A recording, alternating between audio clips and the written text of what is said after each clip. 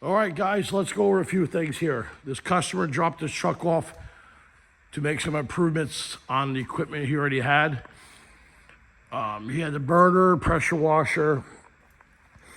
He actually broke this hose reel. They hit something in the road, so we had to put a whole new hose reel on. He has a soft wash pump, which we fixed a bunch of lines. We removed the fuel tank, and I'm gonna go over some of those items now. We got a 10-gallon minute Uter pump, and this is how I basically put my I set up my downstreamer. You want a nice half-inch line. We have a shut off valve here with a whip, so you can pull your line right off and connect it into this sacrificial whip. Also, if you want to pull a little bit off on the hose reel, you can by just plugging it in. All right. We have our gauge. You know, we always need a gauge because that's the only way we can really tell what kind of fittings to put in our service cleaner. Now, if you look here, we have a dual barb injector, 2.3, and yes, it will restrict it and make the motor bog, but on a 10-gallon, this is about the best option to use. We have one that's dedicated just for house soap here, right? And we have our house soap metering valve. Then we have the other injector is going to be for our different things like SH, neutralizer, acid, and degreaser. We mix up our own degreasers. We use an acid to spray on the walls and get that fallout out of the vinyl siding, you know, the one we're all talking about.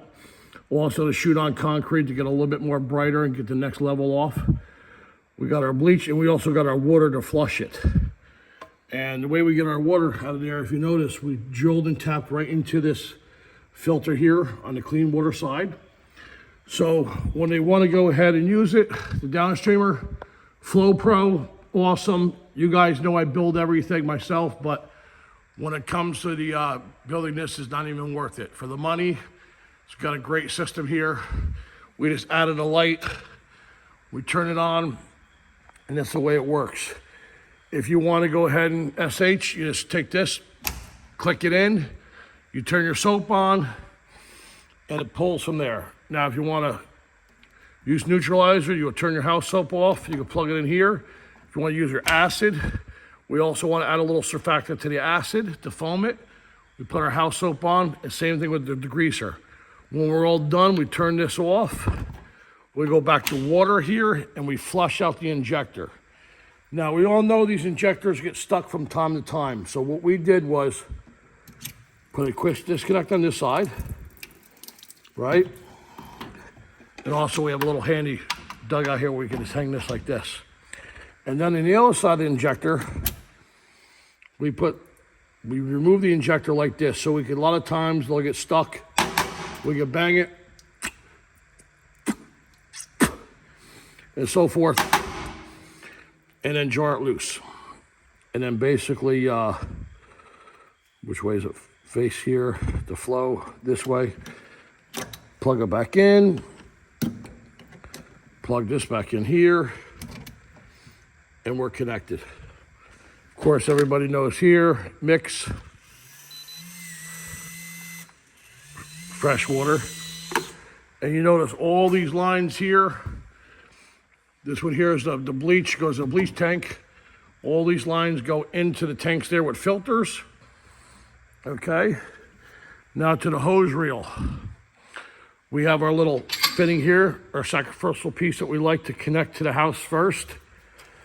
And then we have our hose hangers here. This connects to it like that. Put this away here. Try to do it with one hand. Stainless steel threaded rod. Goes on like this. Now our soft wash reel, and I mentioned in other videos, you notice how close these bars are together. This is the stock rollers you get. When you want to do a soft wash, you want to order it with extended rollers, 4-inch. And the reason why is because in the middle of this roll here, he actually has another cam lock fitting, and it would never go through this here, see? So we want to go to 4-inch. Now, I did a 3-inch in the past, it was a little tight, so when you pull it out, You have the large fittings, it comes right out. So when you order your Hand-A reels, order one with 4-inch rollers on it. Okay? Like I said, these are stock 2-inch rollers. Put this here. We basically cleaned up his mixing valve assembly here. He had a few issues. We went with a 30-foot bypass. You see how nicely it wraps around the top of the tank here? No, have it connected here. Also, we put a clear hose so you can see if there's any air bubbles or so forth. Plus, a lot of times the guys use hoses like this. And you know, when you start it up, you always have to depressurize it. When we depressurized or pressurized it, or went in the loop, these hoses really expand. So we want to have with this hose here. We put a different gauge on it that faces you. And also, instead of using any type of, you know, the type of fittings it comes with, which basically a hose clamp, we use JICs. This is a British adapter here. We get closer. This is a British adapter to a JIC, to another JIC, to a whip hose. Comes here, to a stainless steel cam lock, to a little mount mounted here so it's nice and sturdy.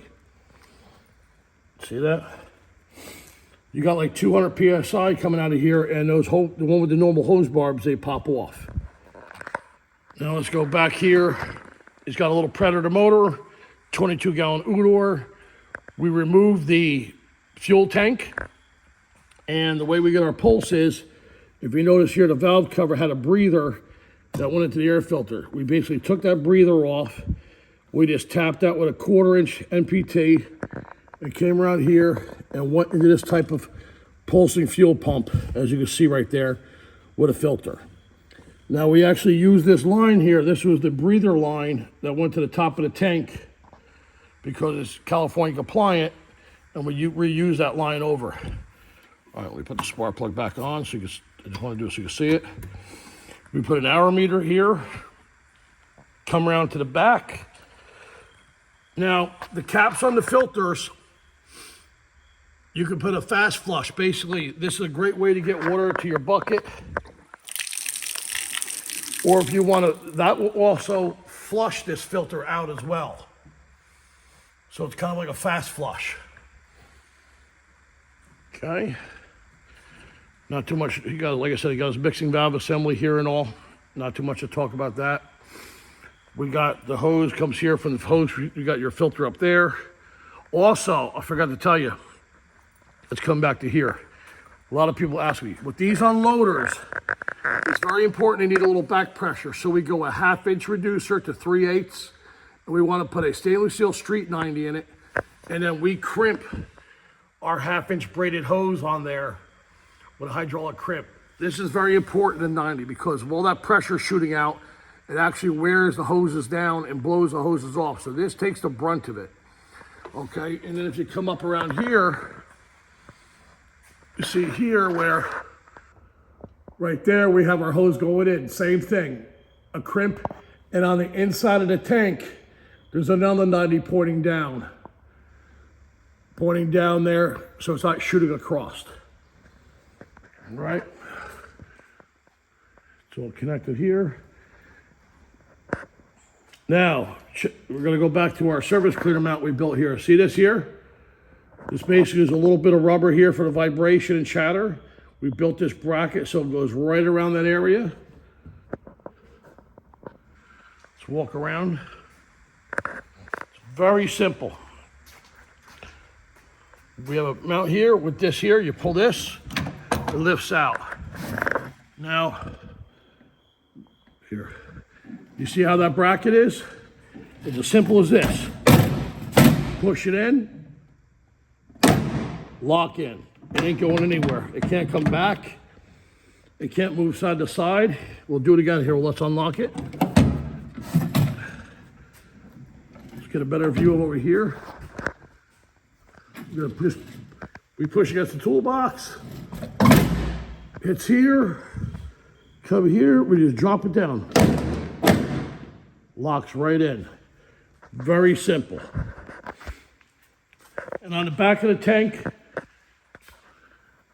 we put another banjo fitting here, so if you want to pull a surface cleaner off, add a tank on the back, like a 330 like I do on my big truck, to add more water, he can. Now, for some of you guys, this is a fast fill station here. This is where you can hook up your fire hydrant, hook up another hose.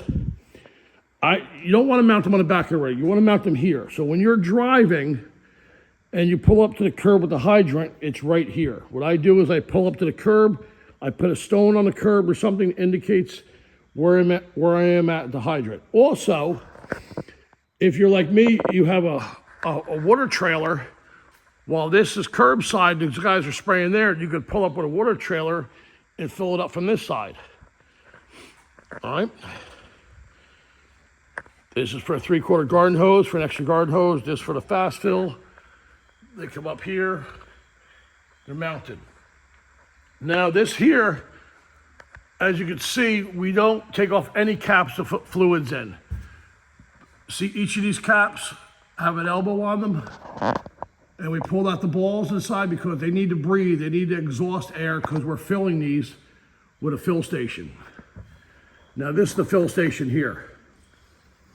Now you do is to take this, you zoom out here. You would take this here and hook up to we have a Finis Thompson pump here. We have our chemicals. We have our big bleach tank. If you notice, it has this connector on it. And the way we fill our bleach is we have a remote control right here. We hook up our bleach here, turn the valve on, we hit the pump, starts up, it pumps, and then when we're full, we just hit the remote and turn it off. But this is the way it works. Comes into here. That's great. Bunch of bleach just came out.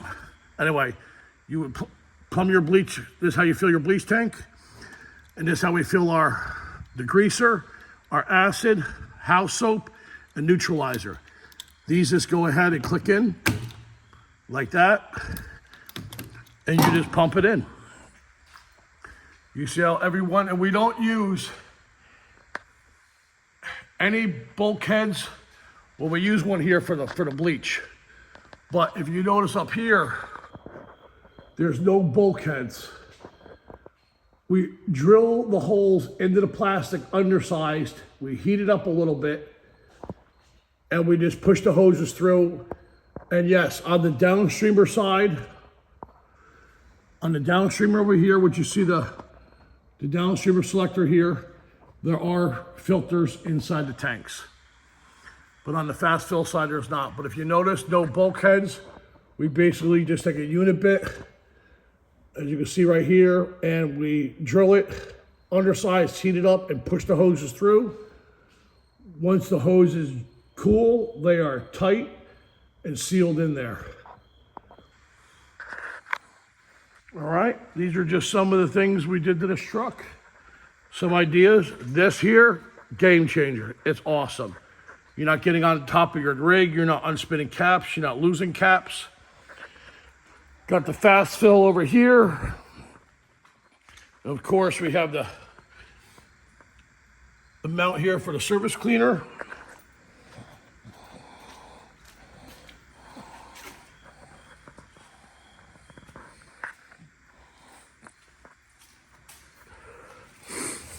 Come around here, all these custom brackets, all made on the ArcDroid. For $2,700, you can have yourself all these brackets on the ArcDroid. Same thing like all these here. All these gussets, everything cut out on the ArcDroid. All these plates here, all the holes you see, bolt holes, everything is cut out on the ArcDroid. Your own personal little plasma cutter. That's very easy to program. We got our Everlast here. But, yep, these are some of the, and also on your burner, if you don't have a gauge, get one.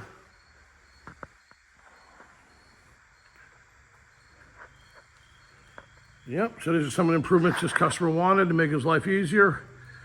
We plumbed the exhaust through there. We put a little heat shield. And that's it, guys. Also, yes, if you have a bucket and you want to pull a chemical through it, we have this little adapter here.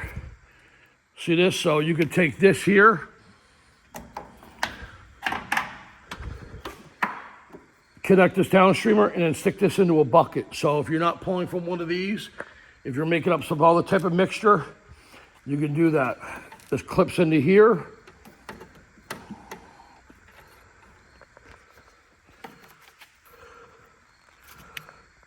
And then you can stick this in a bucket and you're good to go. All right, guys. Hope this gives you some ideas for any future builds you might have. Keep on spraying.